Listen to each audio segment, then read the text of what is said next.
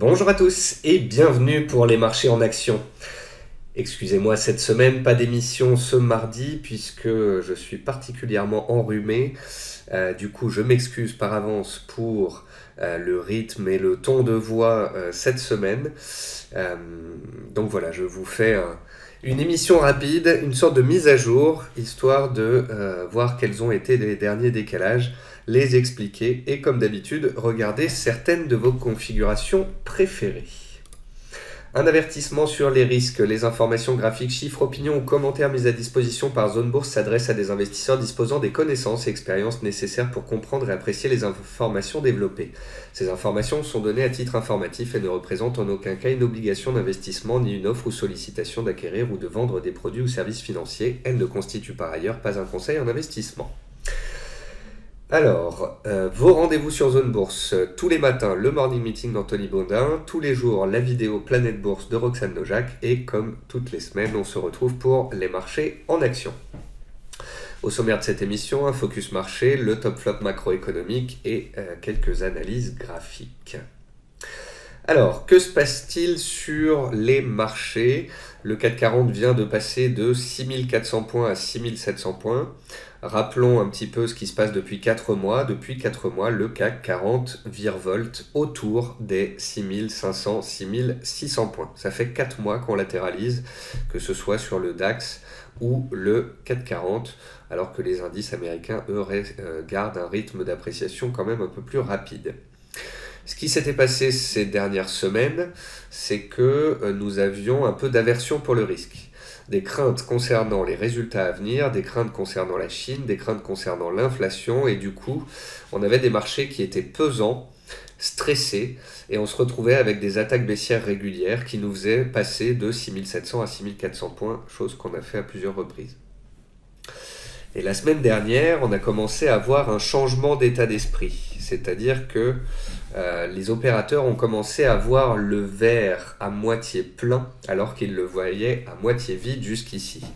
Les opérateurs se sont dit, bon, et si Evergrande ce n'était pas Lehman Brothers 2.0, et si l'inflation ce n'était pas la fin du monde, et si la Fed opérait un tapering graduel, et si au final les résultats d'entreprise étaient corrects, eh bien le marché pourrait repartir. Du coup, depuis une semaine, nous assistons à un rebond, à un regain d'intérêt. Le Nasdaq est reparti très rapidement. En Europe, c'est un petit peu plus lent, de la même manière que notre macro est un petit peu moins reluisante et aussi à quel point les résultats de nos entreprises sont bons, mais pas au niveau des indices américains. Donc on a un rebond puissant aux États-Unis et un rebond intéressant, attractif, qui a permis en tous les cas des beaux redémarrages sur l'Europe. On est pour autant neutre, c'est-à-dire que au rebond ne veut pas dire qu'on a relancé la dynamique haussière. Ça veut tout simplement dire qu'on est passé de verre à moitié vide à moitié plein, on est passé du bas du range au haut du range sur le CAC 40. On est dans un marché soutenu qui est un petit peu neutre et dans lequel on peut faire du stock picking. Christophe Waller de la Fed a affirmé qu'une hausse de taux d'intérêt aux États-Unis pourrait être nécessaire l'an prochain si l'inflation ne s'atténuait pas et s'est déclaré favorable à une baisse des rachats d'actifs dès le mois prochain. Donc ça y est, on entend parler graduellement les membres de la Fed d'une accélération du tapering et puis de hausse de taux l'année prochaine. Les marchés s'en sont accommodés de cette hausse de taux potentielle puisque les Fed Funds qui anticipe les hausses de taux pour 2022, montre que le marché s'attend à 2 hausses de taux et non pas qu'une seule l'année prochaine, ce qui est totalement digéré par les indices puisque malgré cela, on est sur des plus hauts annuels et historiques. En Chine, on va dire qu'il n'y a pas d'amélioration pour l'instant dans le secteur immobilier, mais il n'y a pas de contagion non plus. On n'entend plus parler de Evergrande qui depuis 3 semaines et demie n'a pas honoré le paiement de ses dettes, de ses obligations. Donc Est-ce que le sujet est en train d'être passé sous le tapis? Le président chinois, lui, est revenu sur son projet de taxe sur le marché immobilier parce que il a tellement tapé dedans récemment que ça a mis voilà, tout le secteur en danger, mais également le secteur bancaire autour. Donc voilà, à court terme, j'ai l'impression qu'en Chine, on fait pause sur l'immobilier, pause sur les valeurs technologiques. Peut-être que le dossier Evergrande va être passé sous silence, mis sous le tapis, et puis qu'on n'entendra plus parler. On verra. Restons sur le qui-vive, c'est pour ça que je marquais qu'on fait une veille à ce sujet. Enfin, selon le dernier décompte de Refinitiv, le marché tape désormais sur une progression de 32,4% des bénéfices du Standard & Poor's 500, le S&P 500, l'indice directeur américain. Donc voilà, on attend des résultats qui sont très bons, des hausses de bénéfices encore et toujours, et c'est ce qui soutient les marchés boursiers. Donc en gros, vous l'avez compris, on avait un sujet des taux d'intérêt, mais les marchés s'en accommodent. On avait un sujet d'inflation, mais le marché espère que c'est transitoire. On avait un sujet chinois, mais pour l'instant, il a été mis sous le tapis. Du coup, les opérateurs se concentrent sur les résultats qui, pour le moment, sont de bonne facture. Et c'est ce qui explique qu'on soit passé d'un marché un petit peu craintif à un marché un peu plus confiant et à un redémarrage aussi des beaux dossiers, notamment des rouleaux compresseurs. Je faisais encore une mise à jour tout à l'heure sur Twitter, des valeurs comme Schneider, Eurofins, Téléperformance, Legrand, Sartorius, toutes les belles valeurs de moyen long terme dont on a parlé comme étant les rouleaux compresseurs, les valeurs comme IMCD, les valeurs comme VGP, françaises ou européennes, qui soit ont bien rebondi depuis une semaine, soit ont carrément cassé leur plus haut annuel ou historique cette semaine. Puisque la caractéristique des dossiers les plus forts, c'est qu'ils baissent moins que les autres, qu'ils repartent plus vite que les autres et qu'ils cassent leur plus haut historique les premiers. Mais dans cette émission, je ne me suis pas focalisé sur les rouleaux compresseurs puisqu'on les avait vus la semaine passée, donc on va regarder d'autres types de configurations. Le pétrole est à 83 $, il a inscrit un plus haut à 83,90, donc presque 84 $. On est sur des plus hauts de 7 ans. On a toujours un marché, un secteur énergétique qui est très soutenu de fait. Concernant les métaux précieux, ils reprennent un petit peu de terrain. L'or et l'argent ont regagné 2-3% ces dernières séances, mais rien de bien significatif. Et puis on notera aujourd'hui nouveau record historique du Bitcoin. Les long-termistes, les hodlers, les acheteurs en DCA sont tous récompensés de leur patience. Le Bitcoin est en effet très volatile. Cette année, il a perdu 50% avant de regagner 100%. Mais il n'en reste pas moins un des actifs les plus haussiers, les plus puissants de la planète. C'est pour ça que depuis un peu plus d'1 an, je vous dis qu'il peut être intéressant d'avoir un petit peu de Bitcoin, d'Ethereum dans une poche crypto qui peut représenter 1, 2, 5, 10% de l'ensemble de vos avoirs. Et que plutôt que de trader les cryptos et d'essayer de deviner ce que demain va être, eh bien d'en acheter régulièrement pour se composer une poche crypto et de profiter de la hausse du marché dans sa globalité, en faisant fi justement des corrections et en profitant justement de ces corrections pour pouvoir en accumuler. On va passer au top flop macroéconomique.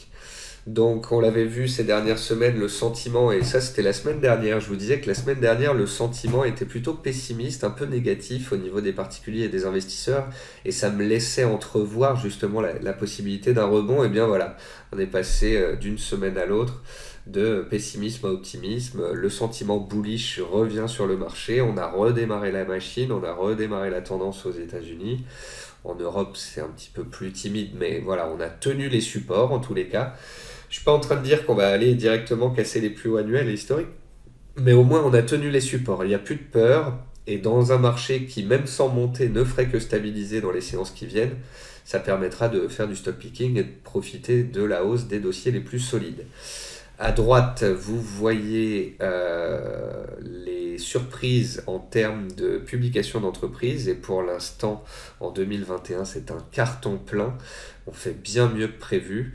Le consensus est révisé tous les mois depuis le début de l'année. Et donc, encore une fois, on a des résultats qui sont de bonne facture et qui permettent aux indices de tenir, voire de relancer.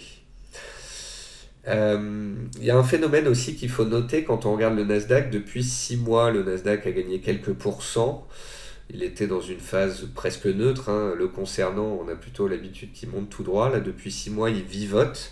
Mais en fait, ce qui s'est passé, c'est que la moyenne des actions du Nasdaq a perdu entre 20 et 30%.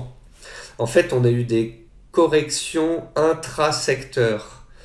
On a eu des secteurs qui, l'un après l'autre, ont corrigé, ont consolidé, et l'indice ne baissait pas, puisqu'une poignée d'actions, et c'est le cas aux États-Unis, encore plus sur le Nasdaq, drive la hausse. Donc en fait, on a des rouleaux compresseurs qui ont continué de peser énormément dans l'indice et de le faire monter petit à petit, et pendant ce temps-là, on avait une correction du reste. Et si le marché là repart et que ce ne sont pas que les titres de tête qui tirent, mais bien le reste des actions qui ont consolidé ces 6-8 derniers mois qui repartent, il pourrait y avoir encore de la hausse à la clé. On notera ici les bénéficiaires de l'inflation, les secteurs financiers, matériaux et énergie. Voilà, c'est hausse de taux, hausse des matières premières permettent à cet indice qui est fait des secteurs qui profitent de l'inflation de casser ses plus hauts annuels. On notera que les buybacks sont toujours à la manœuvre, les entreprises rachètent leurs propres actions, elles ont arrêté pendant le Covid. En fait, elles ont payé sur des plus hauts avant le Covid. Pendant le Covid, elles ont arrêté de racheter des actions. Et maintenant qu'on est revenu sur les plus hauts, elles se remettent à racheter. On ne peut pas dire que les entreprises soient des spécialistes du market timing. Mais bon, vu que ça monte depuis 20 ans, elles s'y retrouvent au final. En tous les cas, gardez en tête que les buybacks, les rachats d'actions sont un soutien intangible au marché et que cette année, il devrait atteindre des records historiques. Tous les indices, tous les secteurs ne montent pas et notamment les small caps, vous pouvez voir à droite l'encours et la collecte des fonds mis des small caps en Europe. C'est un graphique de source Ports en Parc et vous pouvez voir que sur les dernières semaines, eh bien, les encours, la collecte baissent. Donc malgré une bonne tenue des indices, des marchés, un redémarrage aux États-Unis, sur les small caps, c'est toujours pas ça. Espérons que l'année finisse en beauté et que, comme souvent en fin d'année, il y ait une sorte de window dressing, des habillages, des nettoyages de portefeuille et qu'on assiste à ce moment-là à des rebonds, ne serait-ce que des rebonds techniques, mais parfois très puissants sur les small caps. Certains disent que les marchés sont surévalués en comparant le PIB américain et le Wilshire 3000, donc les 3000 plus grosses entreprises, non, le Wilshire 5000, excusez-moi, les 5000 plus grosses entreprises aux États-Unis. C'est un graphique qui est montré par les baissiers pour expliquer qu'on se déconnecte totalement du PIB au niveau des valorisations des entreprises américaines. Mais d'un autre côté, ces mêmes entreprises américaines sont devenues des entreprises mondiales. Apple, Google, Amazon, tout ça, ce sont des entreprises mondiales et on devrait les comparer limite au PIB mondial. Il y a un nouveau monde qui est en train de se créer, un monde de digitalisation, et là où peut-être que dans le monde réel, la croissance est en train de se tasser, la croissance viendra peut-être dans les prochaines années de cette digitalisation et d'un nouveau monde Internet qui est en train d'émerger. Ce qui explique justement cette désynchronisation, en tous les cas à court terme, entre PIB et marché financier. Et puis bien évidemment, il y a le soutien de la Banque centrale qu'on voit ici, qui a atteint pratiquement 10 000 milliards de dollars aux États-Unis, les actifs détenus par la Fed, qui est un soutien et qui engendre, qui accélère cette désynchronisation. Ça, c'est un argument baissier ici à gauche de certains, l'argument que feront prévaloir les haussiers, les acheteurs, c'est la saisonnalité où généralement entre juillet et septembre-octobre, on a une consolidation, une correction, puis un redémarrage. Voilà, donc la question se pose, ça fait 5 mois qu'on fait du surplace comme je vous le disais tout à l'heure, les marchés sont en train de redémarrer. Pour certains, on a fait le point bas et les semaines à venir devraient être haussières jusque Noël. Un autre graphique ici qui rappelle que historiquement sur les 16-17 dernières années, le PIB monte graduellement et la capitalisation boursière mondiale suit le PIB, mais toujours en étant dessous. Là, on est au-dessus. Voilà, ça laisse entendre qu'on a peut-être été un peu haut, un peu vite sur les marchés, ce qui est expliqué aussi par les plans budgétaires et les soutiens des banques centrales. Donc ça, c'est un argument baissier qui laisse entendre que on n'est pas sur des marchés à bon prix et que si les marchés baissaient de 20%, on reviendrait sur des prix plus intéressants. Et ici, à droite, c'est un argument que vous rétorquerez un acheteur qui vous dira qu'en fait, il vaut mieux rester dans le marché qu'essayer de timer le marché. Ici, vous avez la performance du S&P 500 à l'année, en moyenne, sur 20 ans. Ça, c'est la performance quand on exclut les 10 meilleurs jours, les 20 meilleurs jours, les 30 jours. En gros, quand on retire les 30 meilleurs jours de l'année, on finit à zéro. Et en gros, si vous n'êtes pas acheteur quand on est dans des périodes de stress comme la semaine dernière ou il y a 2 semaines, quand ça repart à la hausse très vite, très fort comme depuis une semaine, vous n'êtes pas dedans et vous manquez la hausse. Donc c'est la raison pour laquelle il vaut mieux être globalement investi sur le marché. Quand on le trouve trop haut, alléger les positions pour les reprendre plus bas, mais être globalement haussier tant que le marché est haussier à moyen long terme, ce qui est le cas. Des petits warnings concernant la Chine, concernant les supply chains, les approvisionnements. Il faudrait rapidement quand même que ces tensions sur les prix, sur les approvisionnements se calment. Et puis, deuxième sujet, bien évidemment, c'est l'obligataire, les junk bonds en Chine, avec les taux qui s'envolent, notamment à cause des déboires du secteur immobilier. Il faudrait que cette situation soit rapidement sous contrôle pour éviter justement que de nouveau ça fasse vaciller les marchés. En tous les cas, pour l'instant, le sujet 1, les problèmes d'approvisionnement, ça vient impacter les résultats des entreprises. On peut le voir, là, on a Renault aujourd'hui qui explique que parce qu'il y a des pénuries de puces, ils vont avoir des problèmes sur les livraisons. Mais bon, c'est un facteur de court terme. On sait que ça peut faire baisser les résultats des entreprises sur la fin de l'année, mais c'est ensuite quelque chose qui devrait s'estomper. Voilà. Donc le marché préfère se concentrer sur la suite. Après, si Renault baisse de 6%, c'est aussi parce qu'ils vendent des voitures françaises et ça, c'est leur principal problème. Et puis on finit par les cryptos, comme d'habitude, en cette fin de top flop avec le Bitcoin qui fait des roundings assez souvent. Il en a fait entre 2018 et 2020, il est sorti par le haut, il en fait un depuis le début de l'année, on est en train de sortir par le haut.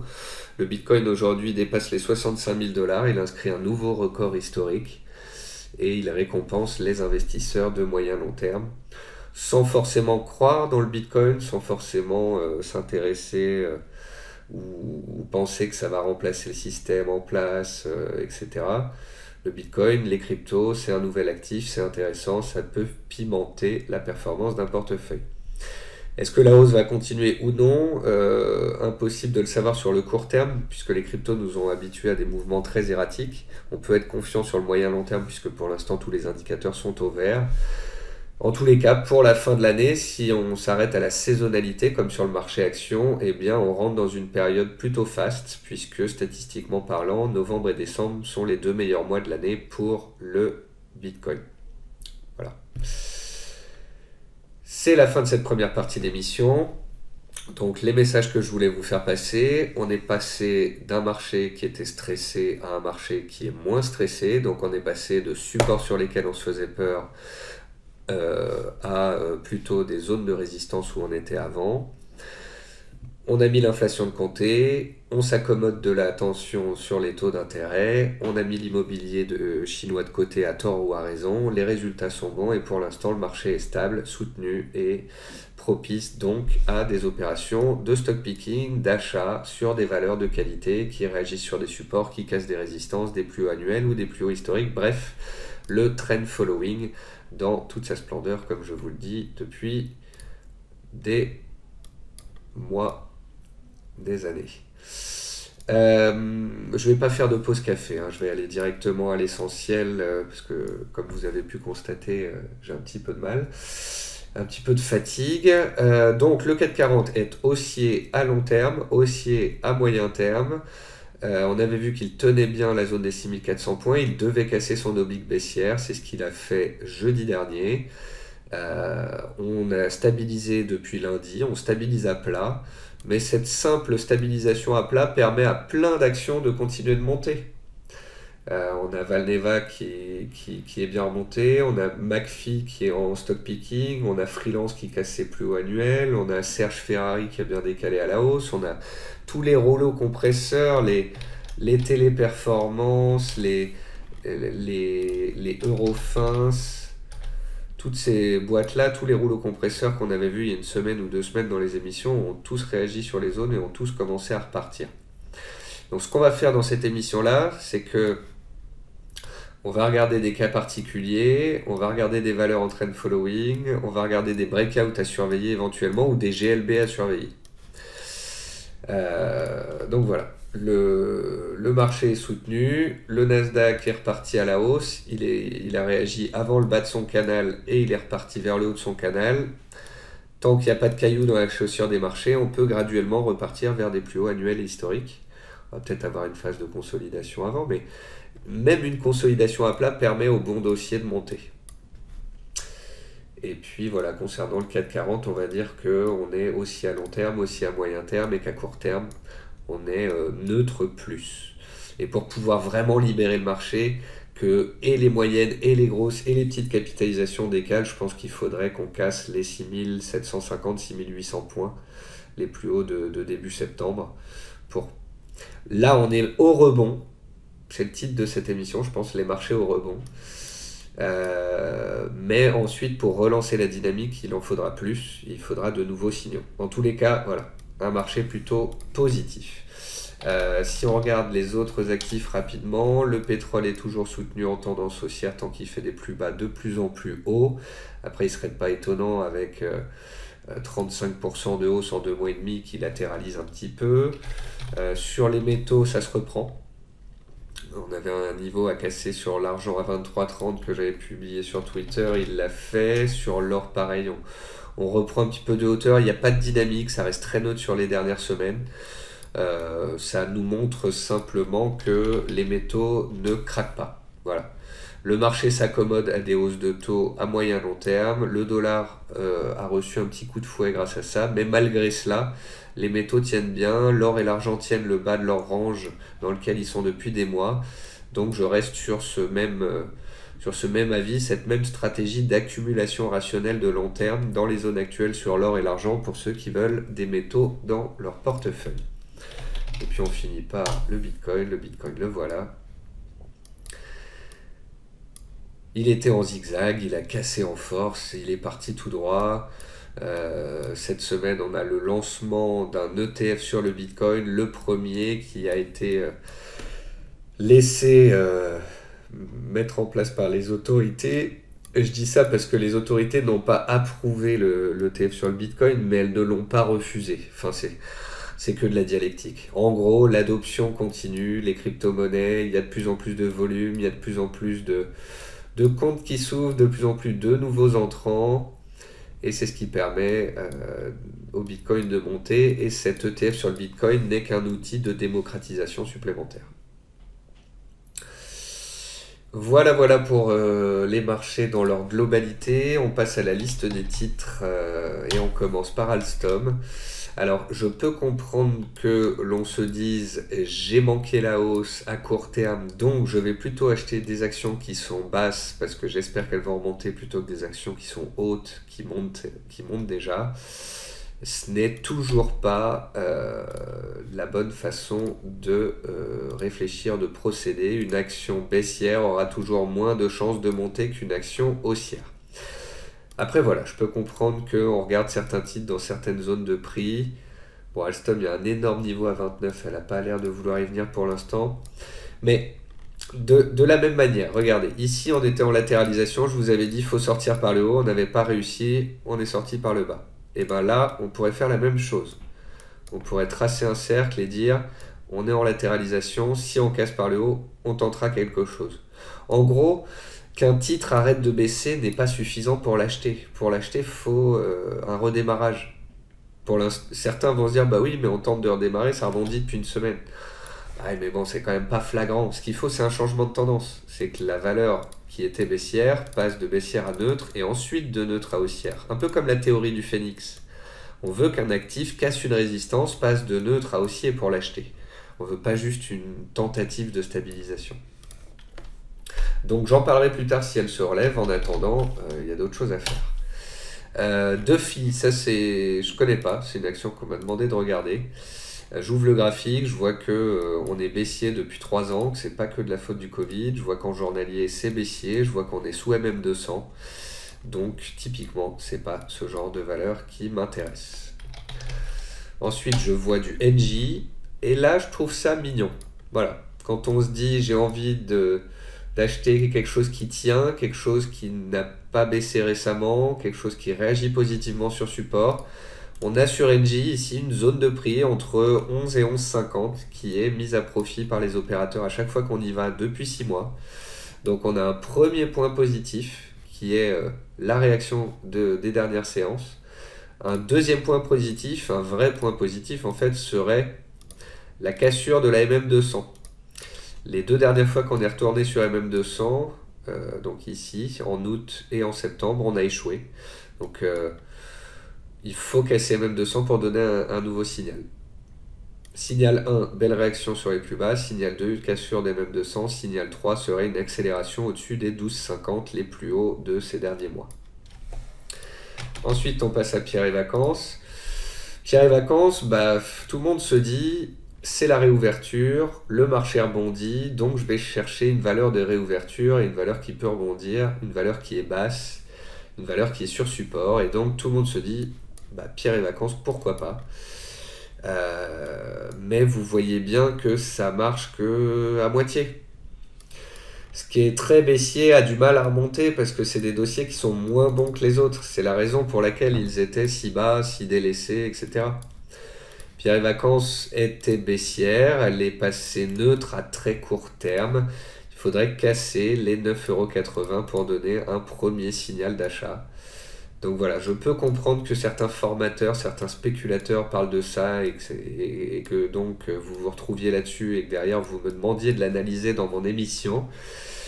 Je peux comprendre qu'on ait envie de jouer un scénario de rebond technique sur une valeur complètement délaissée, mais vous voyez bien l'importance d'attendre des signaux, des cassures haussières, sinon on se retrouve bloqué sur des valeurs de mauvaise qualité. Plastivaloir, pareil. Ça reste baissier à très long terme, ça reste une valeur sous MM200, ça reste un dossier accidenté.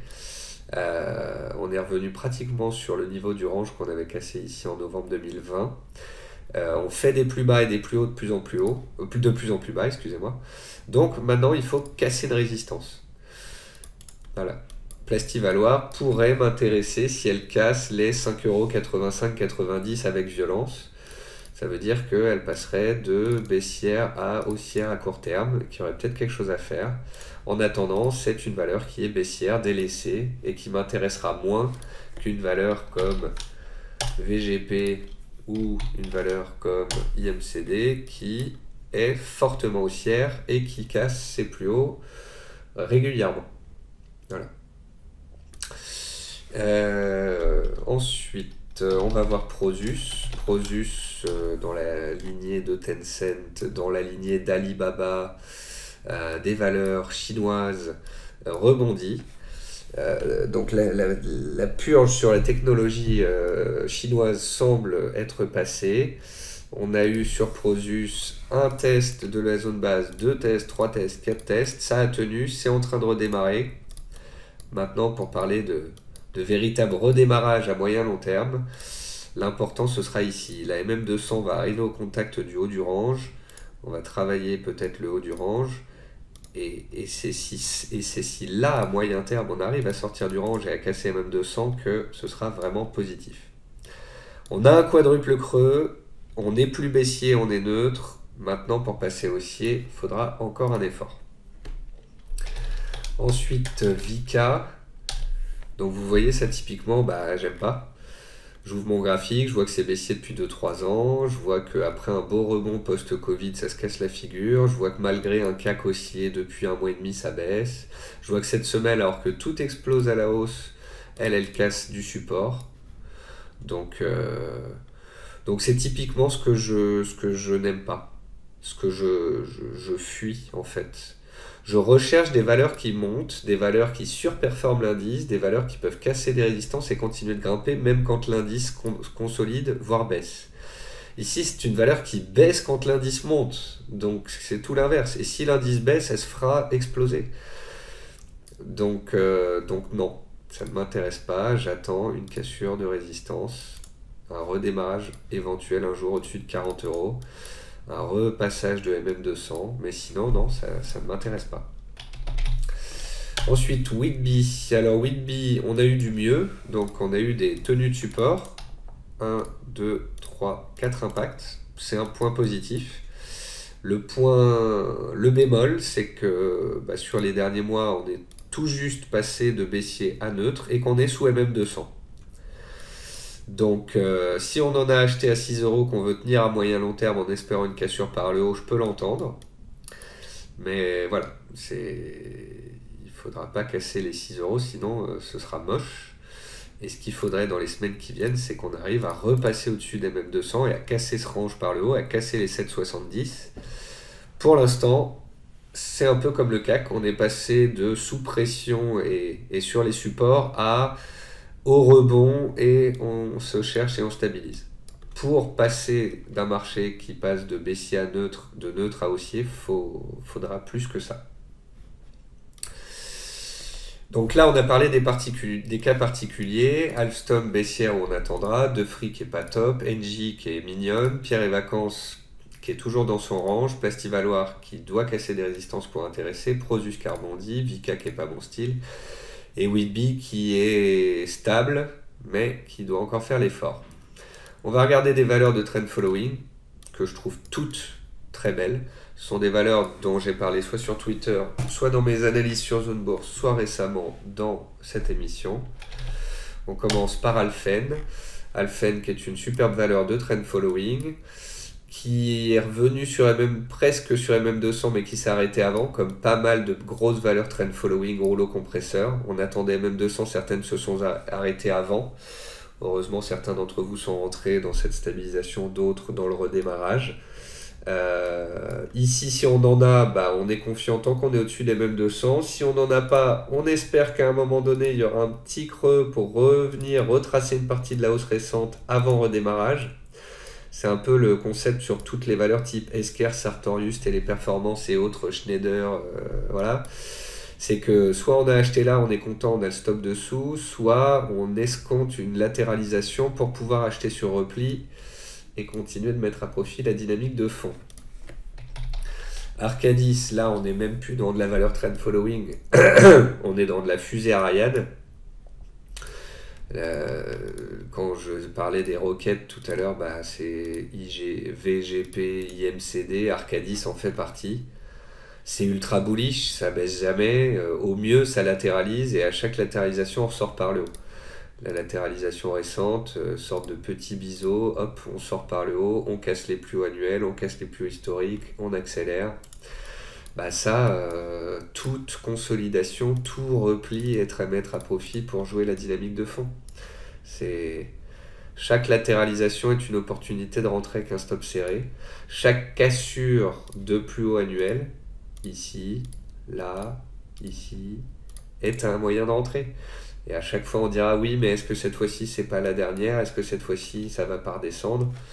On me pose la question sur Esker depuis 3 ans. Depuis 3 ans ça monte. Le jour où ça cassera, on sortira, on prendra une perte et puis voilà. Compagnie Audet. Alors Compagnie Audet, il faut aller lire sur mon Twitter. Hier ou avant-hier, j'ai posté une analyse qui a été réalisée par Valeur Bourse. Donc je les félicite pour le travail. C'est une analyse qui est sur leur site, qui parle de la galaxie Bolloré.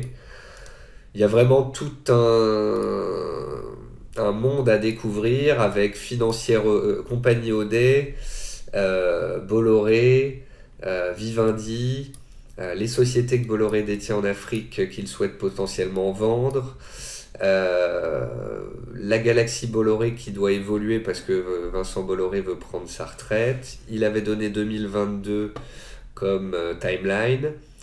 Il est susceptible de vouloir sortir de bourse certaines activités, de les vendre pour l'Afrique ou de les récupérer peut-être comme compagnie Audet, où il a vraiment le plus de pouvoir, plus que dans Bolloré.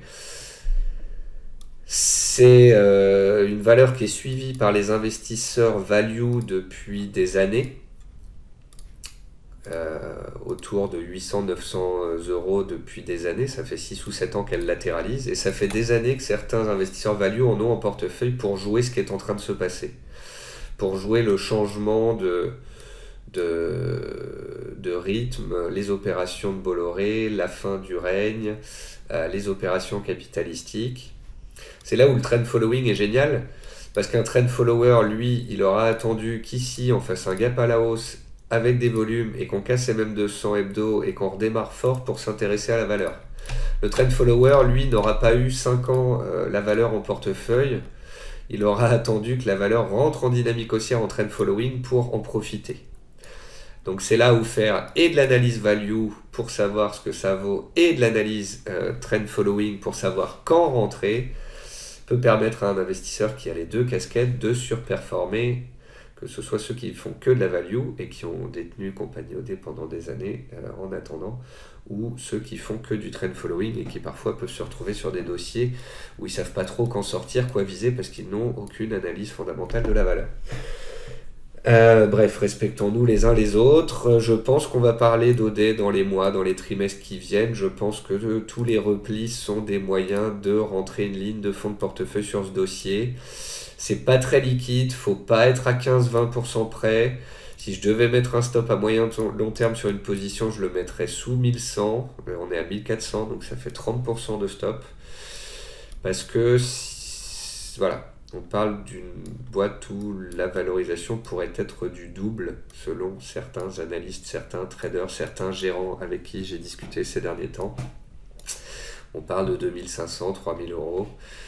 Voilà, faut pas s'enflammer, je suis pas en train de vous dire de faire all-in, c'est pas très liquide, je suis juste en train de dire que c'est une galaxie intéressante, qu'il faut lire, se renseigner dessus, et qu'avoir peut-être une ligne de Bolloré ou de compagnie Audet dans un portefeuille de moyen long terme se tient.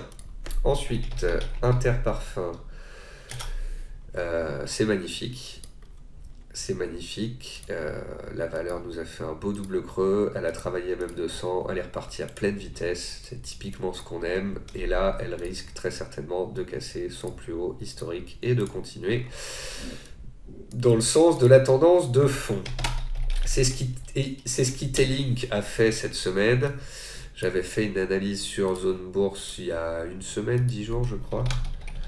J'avais fait un achat sur repli éventuel et je ne crois pas qu'il y ait eu repli suffisant. Je voulais l'avoir sur 24,50 je crois, elle s'est arrêtée à 25, elle est repartie à pleine vitesse. Voilà, ça fait partie de valeurs qui sont en tendance haussière, qui sont en trend following ultra puissant. Dès fin d'année dernière ou dès le début de 2021, c'est des valeurs qui ont cassé leur plus haut annuel. E-Tailing, c'est pas un plus haut historique si on retourne dans le temps à la côté dans les années 2000. Mais là, on est vraiment dans de la recovery, dans une valeur en tendance très forte. Alors, je dis pas d'acheter au cours actuel, hein, bien évidemment. Ce genre de valeur s'achète là, dans les stabilisations, dans les creux, ou bien dans le redémarrage, ou bien dans le cassure de résistance, ou bien dans la cassure de plus haut annuel. Bien évidemment, le mieux, c'est d'acheter une partie dans la latéralisation et une autre partie dans le redémarrage.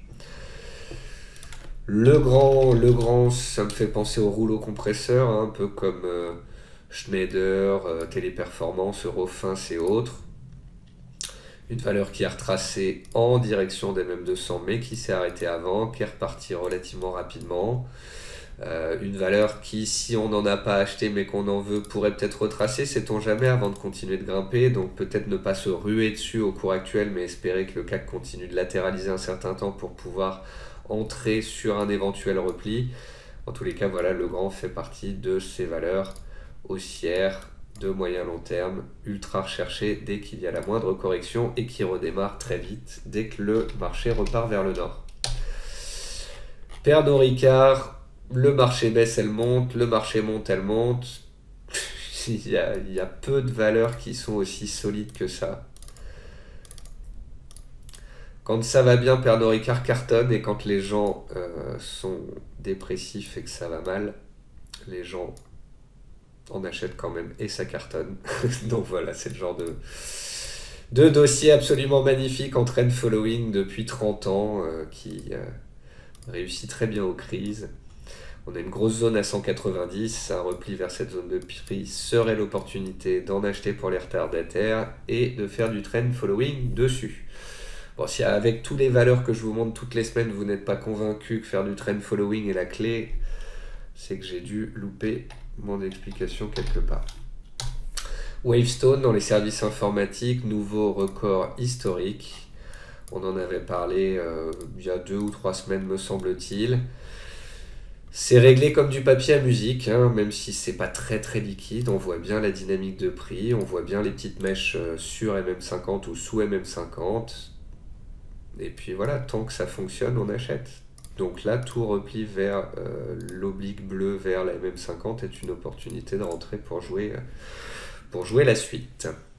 On va passer au breakout à surveiller. On est dans la saison des publications, donc on peut surveiller des valeurs qui n'ont pas encore cassé des niveaux, soit des plus hauts annuels, soit des plus hauts historiques. Ici, par exemple, sur Edenred, on a un plus haut historique à 51, 70, 80.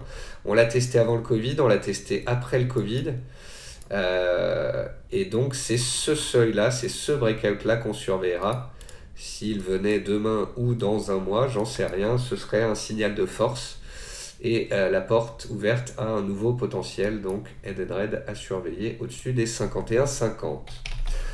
Autre valeur à surveiller, Fnac Darty. Donc Fnac Darty post-Covid a bien rebondi, on s'est remis en neutralité depuis des semaines, on est à plat. On a tenu le bas du range, on tient MM200, maintenant il faut casser de la résistance. Breakout à surveiller numéro 1, le plus haut des dernières semaines à 57,80. Breakout surveillé numéro 2, les 60,50. Le haut du range des derniers mois. Les cassures provoqueraient donc de nouvelles accélérations de relance de la tendance. Ça veut dire quoi? Ça veut dire qu'il ne faut pas acheter les yeux fermés maintenant, mais ça veut dire que si ça publie et qu'après publication on casse des résistances, eh bien, c'est que la probabilité de la continuation de la tendance est relativement forte. Voilà. Donc, ce n'est pas des valeurs où j'achète les yeux fermés, mais c'est des valeurs où j'attends les éventuelles cassures. Groupe de gorgée, même chose. On latéralise, on stabilise. On est dans une sorte de range. On a une oblique qui passe par tous les plus hauts.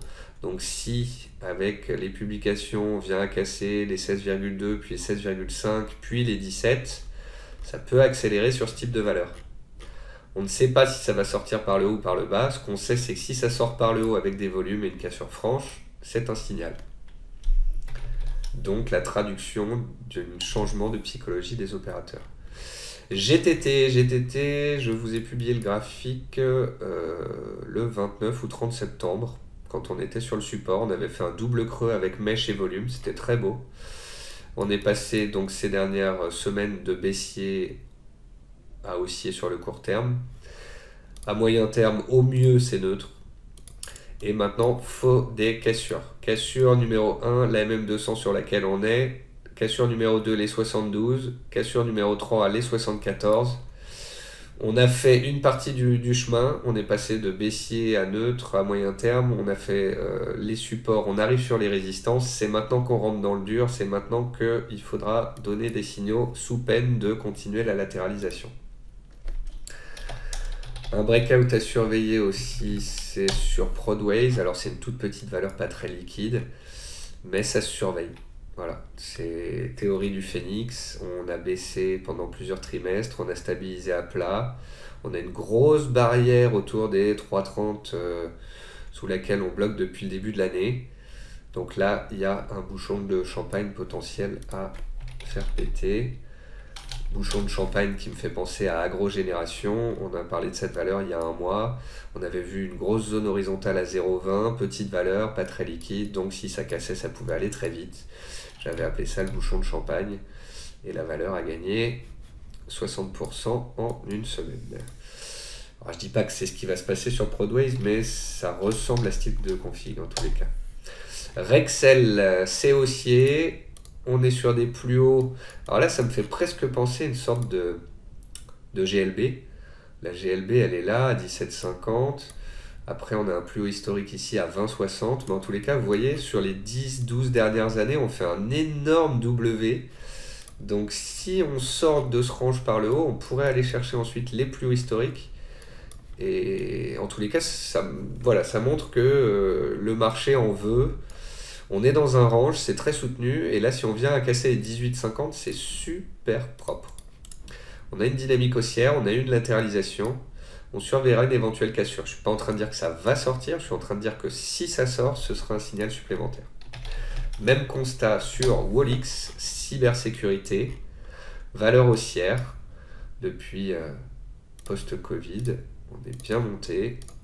On s'est fait une petite mèche sous MM200 vu que c'est une valeur pas très liquide. Ce qui compte, c'est que depuis plusieurs mois, on soit dans une sorte de range. Un range avec des plus bas qui sont de plus en plus hauts, ce que j'aime beaucoup. Et dont je pense qu'on va sortir par le haut pour finir l'année en beauté. En cas de cassure des 30, si on reporte le range dans lequel on est, ça donne un objectif vers 37-38 €, soit 30% de potentiel par rapport au cours actuel. Et puis on va finir avec des GLB, soit françaises, soit américaines. Affirm Holding. Donc là, vous voyez, c'est l'esprit de la GLB, une valeur qui est introduite en bourse, qui fait des tops, qui n'y arrive pas, puis ça corrige, ça passe baissier, puis ça passe neutre. Là, il y a une sorte de théorie du phénix. On repasse de neutre à des signaux haussiers, un gap haussier, un autre gap haussier. C'est ce qu'on appelle des runaway gaps aux États-Unis, des gaps très puissants avec volume qui ne sont pas amenés à être comblés. Et on a relancé la dynamique. Donc voilà, vous voyez la soucoupe. C'est psychologiquement, ça montre bien ce qui s'est passé. Introduction, ça passe pas, ça baisse, on trouve des forces. Puis les bonnes nouvelles, les volumes sont là. La tendance haussière naît, on casse les plus hauts annuels historiques et on rentre en GLB avec une nouvelle tendance qui naît. Coface, là on revient en France, on est sur de la GLB potentielle aussi. Alors c'est super intéressant parce que Coface cote en bourse depuis 2015, donc ça fait 6 ans que la valeur est sous ce seuil. On avait atteint les 12,50 avant le Covid. Donc vous voyez, il y avait une GLB à valider, on a commencé à la valider, puis il y a le Covid, et là on est en train de retourner sur la GLB.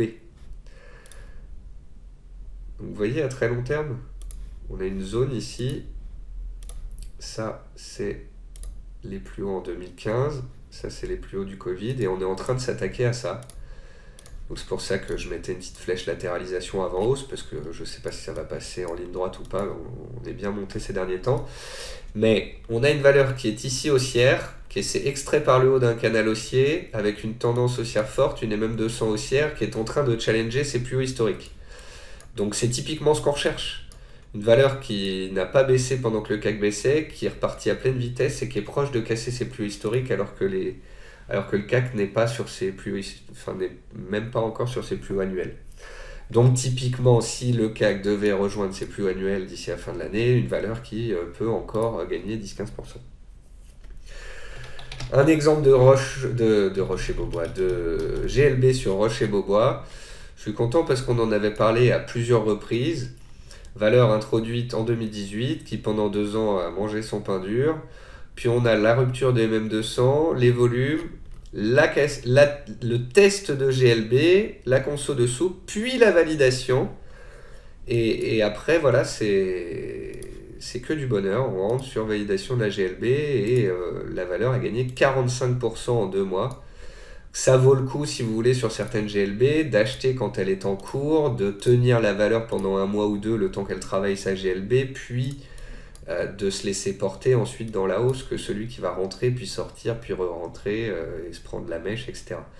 Sur des valeurs pas très liquides qui réalisent des GLB, il faut avoir des stops larges, puisque les objectifs sont eux aussi très larges. Une autre valeur qui est intéressante, dont on surveillera l'éventuel GLB, c'est Technip. Technip Énergie, introduite en 2021. On a très rapidement fait un plus haut à 15 euros. La GLB est donc à 15 euros. On est revenu ces derniers temps sur le plus haut du premier jour de cotation à 14,30 à proximité de la GLB. Pour l'instant, ça ne passe pas. La valeur vient de passer de 10 à 14,50. Il est complètement légitime qu'elle fasse une pause. Qu'elle fasse une pause, que ça dure pendant un mois ou deux, peu importe, qu'on latéralise, qu'on revienne sur 13 euros s'il faut, on s'en fiche. L'investisseur de moyen long terme, lui, il voit quoi? Il voit qu'on a un quadruple bottom entre 10 et 12, que le marché désormais paye plus cher. Il voit qu'on est en train de challenger les plus hauts. La valeur va peut-être avoir besoin d'une latéralisation, puis on espère par la suite qu'on sorte dans le sens de la dynamique des prix et de l'appétit des investisseurs pour ce dossier. Il faut laisser du temps au temps. Si la valeur challenge sa GLB, je vois d'ici Twitter qui va s'enflammer, des gens qui vont acheter la GLB, puis ça va revenir en dessous, puis machin, un peu comme Median Technology. Ça passe, puis ça revient, puis ça repasse, puis ça revient, puis si on est court-termiste avec des stop courts, on se fait éclater, alors que l'investisseur acheteur à moyen terme à 13 ou 14 avec un stop large sous MM200, lui, il regarde même pas les hausses, les baisses, tout ça. Il voit que graduellement ça monte et il laisse monter. Je vous invite à faire pareil sur Technip Énergie. Ensuite, pour finir, Weber dans les GLB potentiels. Le plus haut à l'introduction est ici. Elle est neutre sur plusieurs semaines. On attendra donc cassure des 18,50 pour donner un signal pour ceux qui veulent acheter avant la GLB. Et ensuite, surveiller une éventuelle GLB pour aller plus haut. Et on finit avec Zoom Info pour montrer aussi que les GLB, c'est pas toujours facile. Zoom Info avait cassé son plus haut de l'intro ici. Vous voyez, plus haut d'un 3,64. On l'a cassé, on a reperdu ensuite 15%, puis on l'a repassé, puis on a reperdu 15%. Donc parfois les GLB ne sont pas faciles. Mais bon, c'est une valeur qui est introduite, qui sort de sa léthargie, qui travaille sa GLB, puis qui progressivement la passe. Donc sachez quand vous travaillez, quand les valeurs travaillent des GLB comme Roche-Beaubois, comme Zoom Info ici, que quand vous rentrez sur une GLB, il y en a, ça passe, boum, ça part direct, et d'autres où il faut travailler la zone. Mais quand même, sur les 80 à 90% des GLB qu'on a regardés ces derniers mois, la plupart se sont bien passés. Voilà, donc sur ce, je vous remercie à tous de m'avoir supporté jusqu'au bout. Si vous m'entendez encore, c'est que vous avez écouté 50 minutes de Nicolas Chéron enrhumé. Excusez-moi pour la qualité du son et tout ça. Je vais me soigner le plus vite possible. Merci en tous les cas de m'avoir écouté. J'espère que la rapidité, les thématiques et les valeurs vues vous plaisent, que vous comprenez bien l'intérêt d'acheter des valeurs qui montent et pas ce qui baisse, d'acheter ce qui surperforme, de faire du trend following. J'espère que vous profitez de la hausse actuelle des marchés. Je vous souhaite à tous une très bonne semaine et je vous retrouve sur Twitter, sur les réseaux, sur BFM au fil des séances. Au revoir à tous.